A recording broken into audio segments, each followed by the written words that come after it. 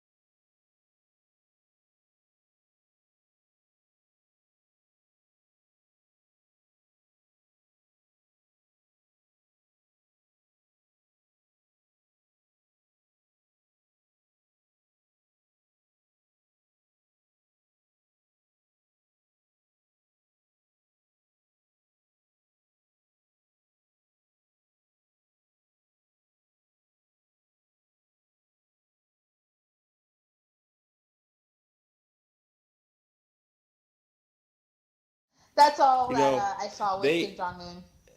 they acquired that BTC through illegal means, might I add. Oh, I'm So sure. yes, I'm next sure. next story. So one more thing that I saw regarding the world of Microsoft and Bill Gates, oh, our favorite.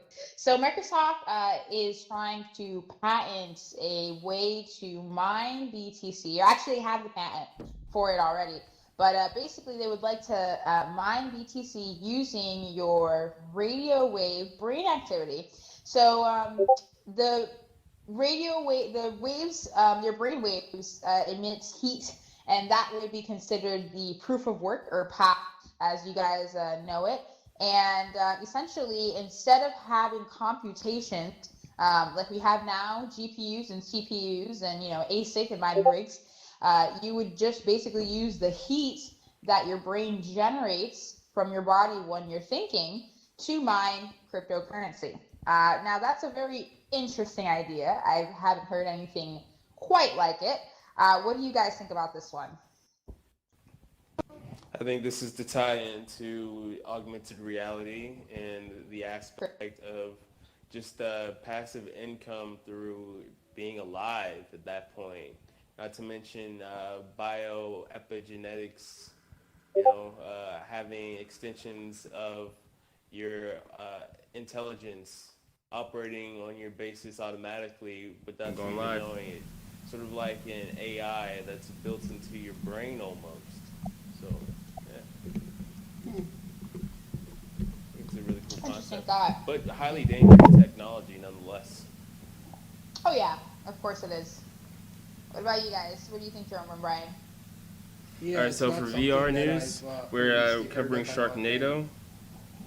as times go on and mining gets harder and harder Also, and people look for new ways to earn cryptocurrency, new methods form, but and then you also hear on the other end of the spectrum, people with nano chip implants and adding all this tech to their bodies and augmenting themselves and all that sort of thing. So it just kind of really brings up the question of how far are people willing to go for what end, what convenience can it add to their lives for what are they wait, getting changed about themselves, and at what point does it become too much, or make you into something else, or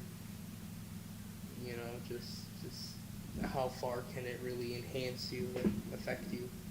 But definitely seems interesting. Curious as to how much you can actually earn from that and what methods. oh man, Mining from your Used brain? yeah, whether it's That just like sounds so nodes that funny. they attach. Because I have used EEG, electromagnetic, headsets for tracking brain waves and that sort of thing that have, nodes attached to your ears and scalp and sort of thing. So I'm kind of curious as to, because first waves of technology are generally very rough and not very sleek, kind of like the Rift CD1 compared to the Quest, where it's whatever. So I'm curious as to how any sort of technology for that is going to turn out. Now here's a And what question it is for you going to guys. Would you be do it? takers.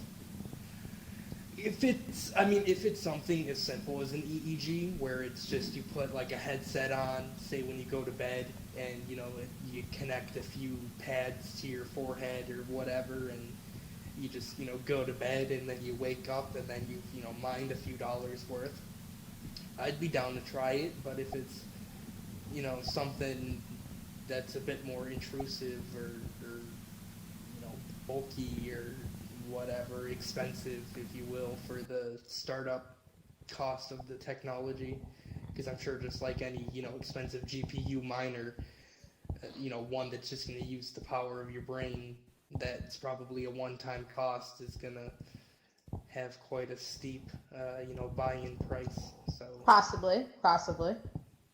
that's definitely something to take in. But yeah, I mean, if it all goes well, I'd be down to try it. I don't know about any of you. I Why definitely would not? be down to try it. You know me, I'm always, wanting to try some new technology.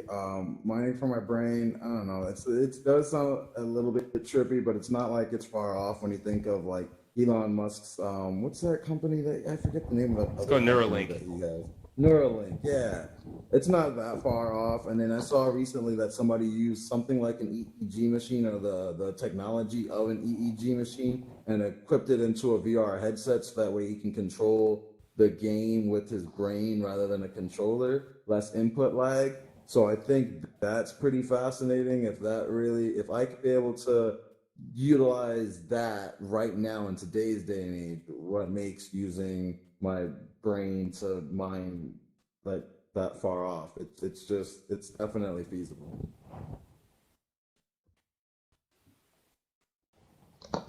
Cool, guys. All right, so I have one more story of interest that I'm going to mention, and if you guys are open to any stories, feel free to jump in on the floor. But I just wanted to mention that we currently have 32 bills introduced as of right now in Congress for cryptocurrency and blockchain technology in general. And that personally makes me kind of excited, but it also kind of takes away from the, I guess, anonymity and I guess the decentralized aspect that people like about cryptocurrency and it being non-related to the government. In this instance, we see that uh, Patrick. Sorry, Patrick, your mic's throwing me Hello? off. It's like crackling. Yeah, your mic's crackling. Oh, still right now? Yeah, it's like making noises. I would mute it if you're not talking. Okay, pardon. It's all cool. All right, sorry, that just threw me off. But I was saying that I think it's really important and interesting that we're going into, I guess, some government ties when it comes to cryptocurrency, because of course, nothing's going to go, unregulated here, especially in the U.S. But at least I can say that only 37% out of 100% is people being afraid of cryptocurrency and blockchain technology being used for terrorism and money laundering and things like that. Which is a good step, it used to be all bad. Now only 37% of the House shows concern. So I think we're heading in a step for the right direction. I don't know if you guys are familiar with the Bad Crypto podcast, but they're having a virtual blockchain week this week.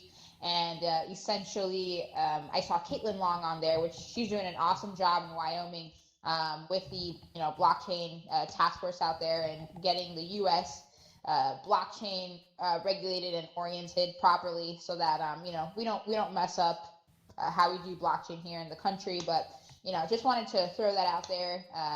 Give an update on that because I know that's something that's going to be ongoing and something that as a country we'll be moving forward, and that depends the fate of how blockchain technology flourishes here in the U.S.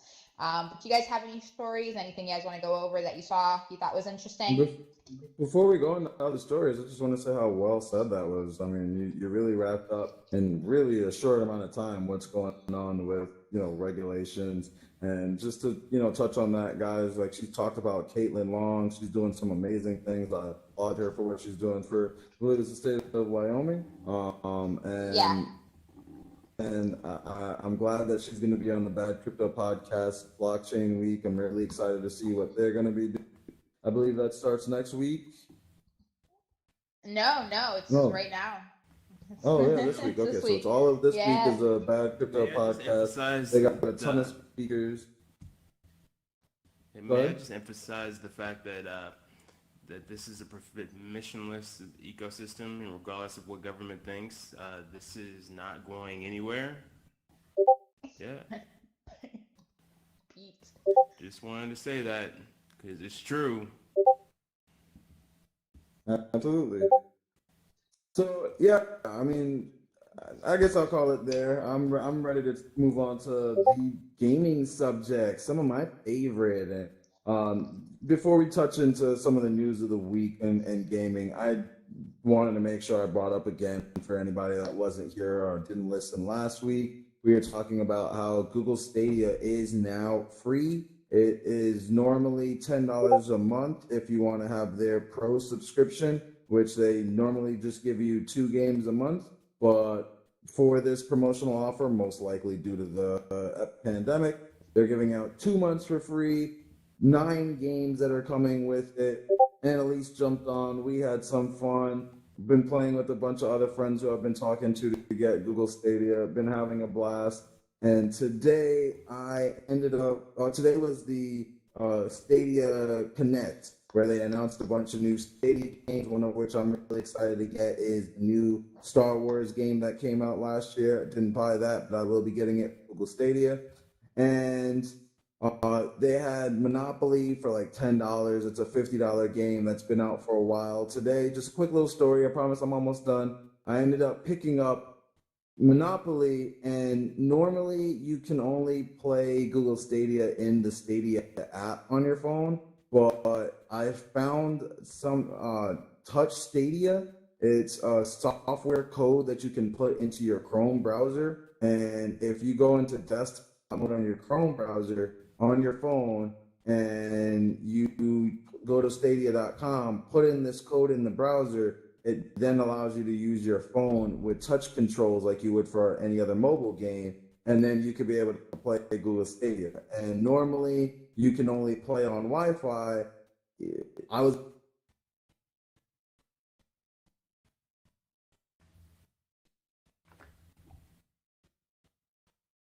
So Jerome's headset died. My bad. So he'll be back, but yeah, whenever he gets back. But as Google Stadia, one of the things I know, F for Jerome. I think he was mentioning that you can get a controller for Stadia, if I'm not mistaken. That if you don't have your Stadia controller with you, you're able to use an Xbox controller, PlayStation controller, the Stadia controller that Google made, or if you're on a desktop, you can open up Stadia on your mobile device in the desktop version.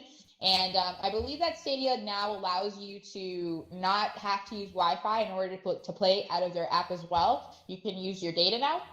And there was somebody made a JavaScript remote control emulator that will actually come up on your screen, and you can play Google Stadia with the remote control overlaid on your screen in case you forgot your remote at home or you don't have a remote. So it was kind of cool. It's a JavaScript add-on that somebody had coded and added into Stadia. So it's a pretty neat thing in case anyone out there ever plays Stadia or forgets their home or even wants to check it out. You guys should definitely check out Stadia. It's free for the next 2 months, and there's a lot of new games that they dropped. So that was his spiel. Did you guys check out Stadia? My internet sucks over here, so I have no reason to. Your internet sucks, so you have no reason to. Yes. Oh man, yeah, that's the thing about streaming, man. When things are cloud-based, it's you rely more on having good bandwidth than just having the game or downloading 85 gigabytes on your computer. Whatever it is, it's more dependent on things that are on the cloud. But I feel like all gaming is shifting that way, and I feel like in general, we're seeing a bigger shift to cloud-based gaming, because even the game Call of Duty that Warzone, which is one of the most popular games that people are playing right now, a lot of that game is based on the cloud. Even though it's huge when you download it, I think it was like 85 gigabytes it took up on my computer.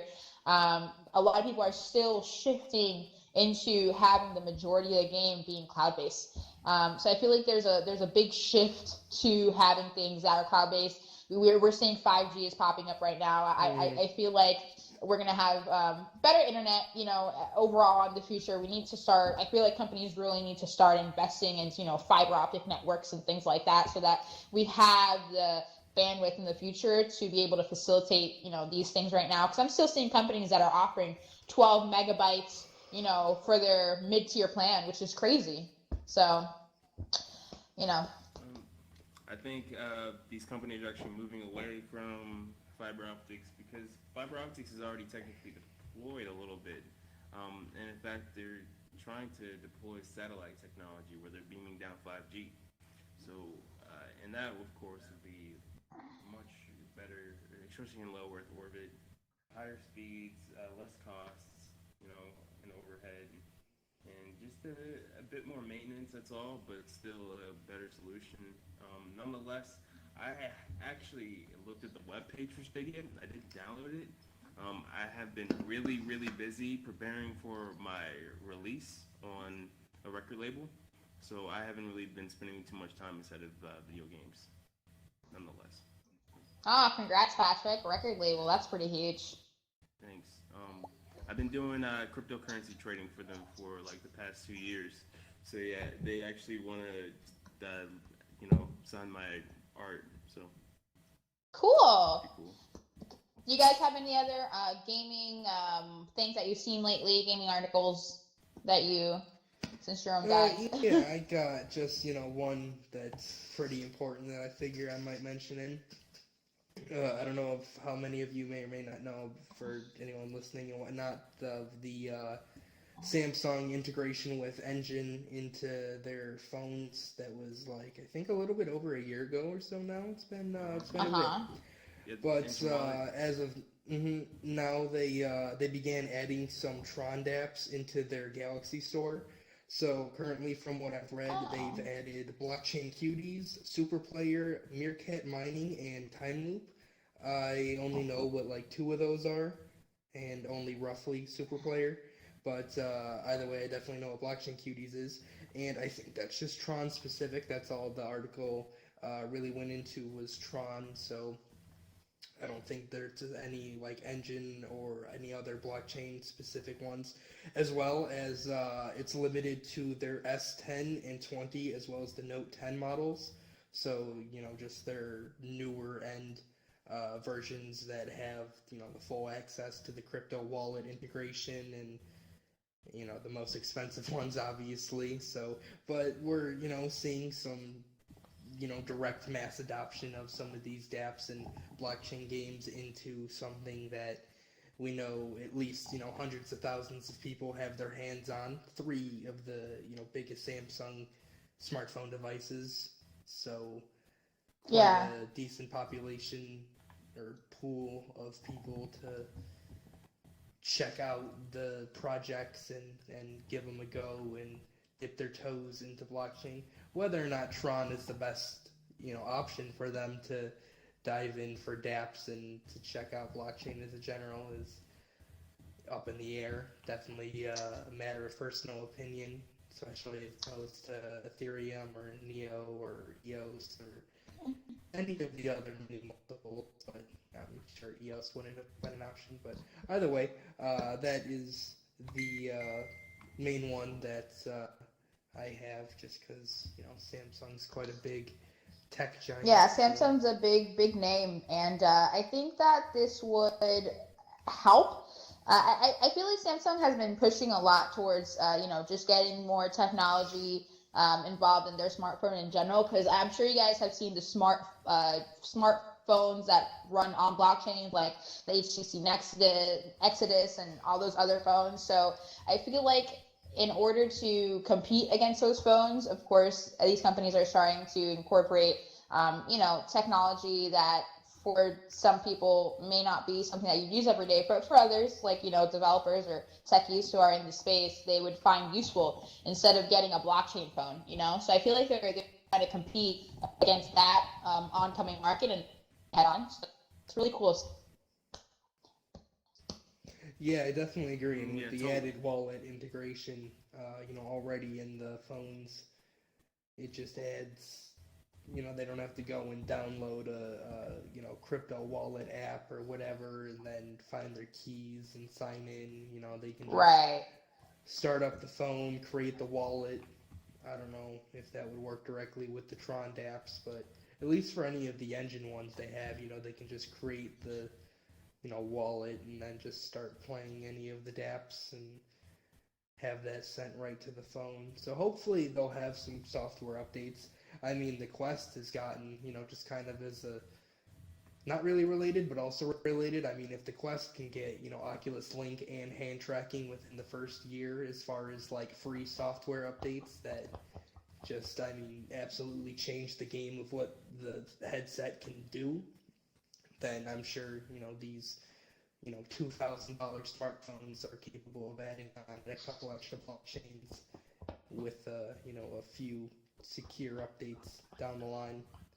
So I'm very interested to see how that's gonna develop and continue to expand, hopefully across multiple smartphones and companies, and starting to see just as well as you got was it Apple Pay or whatever, Apple Wallet or Google Wallet or whatever, but to actually see that alongside, like, or maybe even included.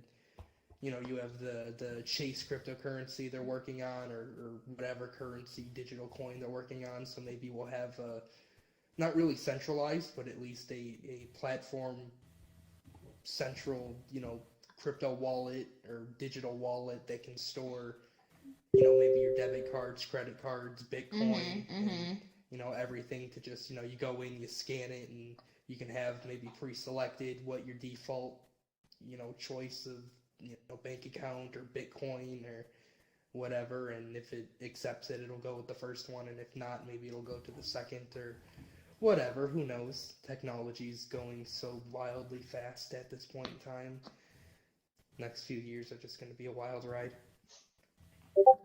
Yeah, I wanted to bring up the fact that there's a lot of seed funding going into these blockchain-based game companies, and it's pretty cool to see that the market is still maturing.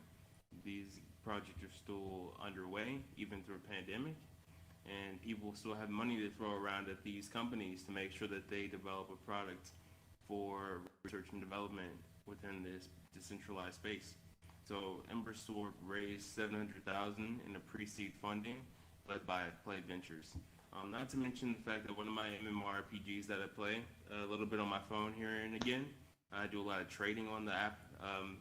They have a really cool zone called the Grand Exchange where players can do peer-to-peer trades. It was acquired by a Shanghai-based company recently. So Jagex in itself was essentially purchased by a parent company that's pretty much overseeing their funding and allocation of funds. So maybe better servers coming their way. Also, they are hosting I believe, XP-based charity event for people that play the game. The amount of experience points that everybody on the network receives is equal to the amount of money that the company out of Shanghai will donate for the pandemic relief. So yeah, some exciting cool. Developments going on over there. That's neat. I like that. Do you have any more stories? Anything else that you guys found interesting this week? Not any in particular. Ethereum has a tournament going on May 3rd, which is a kind of Pokemon-like game on the blockchain. You get like 3 starter Ethereumons, and then you can go and send them out to battle, and they'll fight other teams and whatnot. I thought the project stopped developing like a year or so ago, but apparently they're back.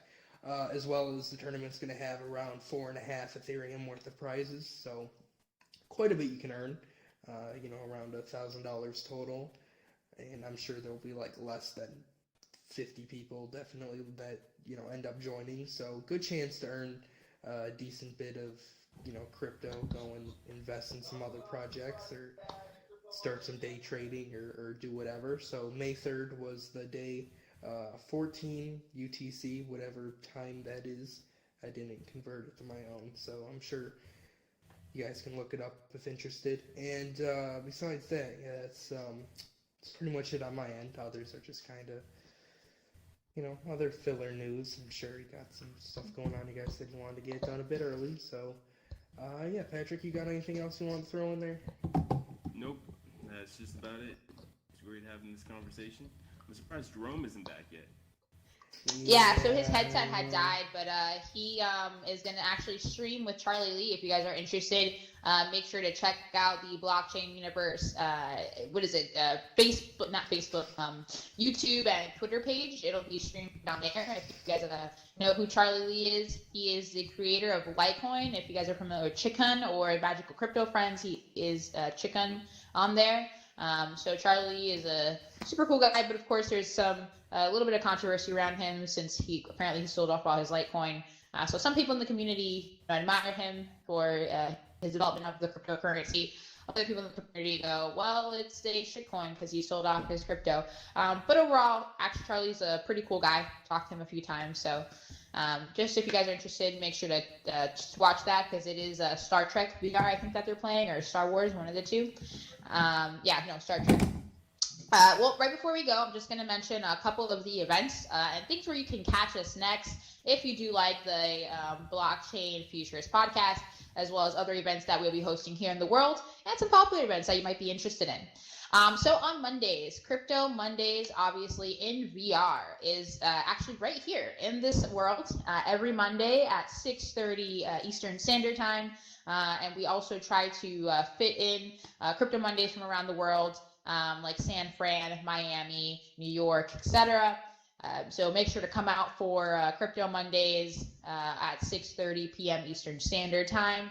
I've met people from London, Portugal, anywhere. It's a remote meetup, guys, so make sure to check it out. That's Monday at 6:30 p.m. Or you can also join the Telegram group t.me/CryptoMondaysVR.